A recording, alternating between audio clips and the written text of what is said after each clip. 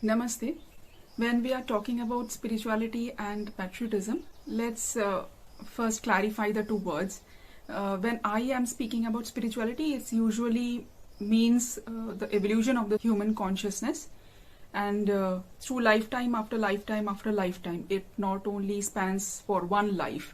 So when it's about the evolution of the human consciousness through lifetimes, that already means that at one point of time you will be say in some country, at one point of time you will be in some other country, and every lifetime the character that you are playing would be different. It could be an African or a Japanese or an Indian or a Korean or a Chinese or European, and poor or rich or skin color and background and educational qualification and talents, everything will vary. But the thing is, the knowledge that you are gaining in every lifetime adds on to your consciousness, and even though you can't access it consciously, subconsciously it would be there. So from the childhood you already know your likes and dislikes will be influenced by the past life samskaras, your talents, your character, your personality, everything would be influenced by the past life, all the past life samskaras. So that being said, so spirituality is the evolution of individual human consciousness, okay? And from the individual perspective, from the individual human perspective. And patriotism, the word, in a very general sense, it is the duty that one feels towards the area in which the body has been born. So, but if you look into any patriotic people, truly patriotic, great people, then you will understand that they are good people. They are kind, they are compassionate. Wherever they are, they would fight for justice and they will fight injustice. Wherever they are, they will help out the victimized people and try to stop oppression wherever they are.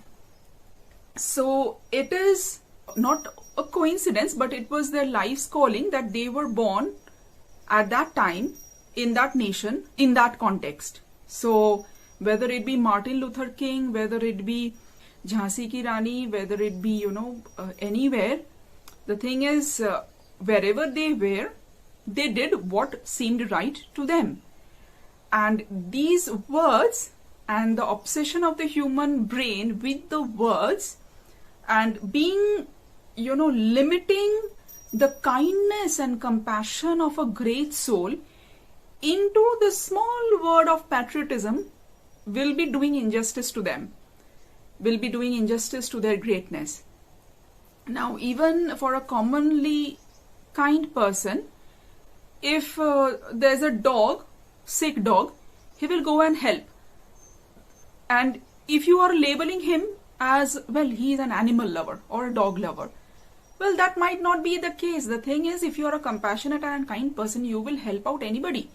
If there's a dry plant and the person goes and gives it water, you think he's a nature lover. Well, why confine it to any one word? He is compassionate towards all beings. Somebody who is compassionate, he is compassionate towards all beings. That is why Hinduism never limits it. For us, it's Vasudhaiva Kutumbakam. Matlab Vasudhaiva, the whole world is our family. And when the whole world is our family, but still, because you are focused in the experience of this tiny human character in this area during this time, so of course you will do what is around you, what seems right around you. So if there's a dry plant, you water it. If there's a sick dog, you are helping it out. If there's a beggar, you are giving food. If that means that your compassion flows spontaneously wherever you think help is needed. And if a rich man is oppressing a poor man, of course you will raise your voice if you can, and you will do something about it according to your capacity. And if you think that it's logically helpful, If you think whatever you are doing might worsen the case, you won't interfere. Do you understand? So an intelligent and compassionate person will work and do things according to his capacity around him. But actively, you must help out your neighborhood first. And then, Vasudhaiva Kutumbakam, you try to extend your help to all others globally through your meditation. If you have done this Vipassana, there is this metta meditation, isn't it? And even in Ramakrishna Mission, there is this meditation where you give out, peace and love and towards all beings throughout the world. So through your meditation and prayers, and don't think that is powerless. That has great power when done collectively. And it's being done collectively. So many thousands of people do Vipassana. So many thousands and millions of people are in Ramakrishna Mission. A truly compassionate person will feel towards nature, will feel towards trees and grass and insects and, all living creatures. It's an all-inclusiveness, you see. So this being clear, this patriotism, let's not limit it by the word. It's the compassion of a great being, and it just flows spontaneously. And that's the human logical brain would limit the compassion of such a great being into that tiny word of patriotism.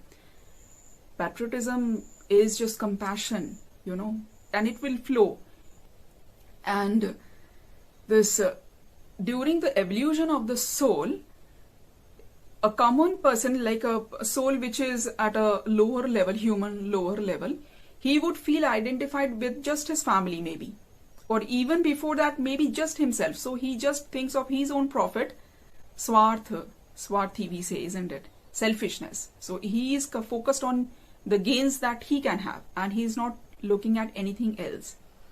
After that, he identifies with his family. So he wants to take care of his family, his parents, his kids, his wife, and he wants to do well there. So that is a better position. And then he identifies himself with his state.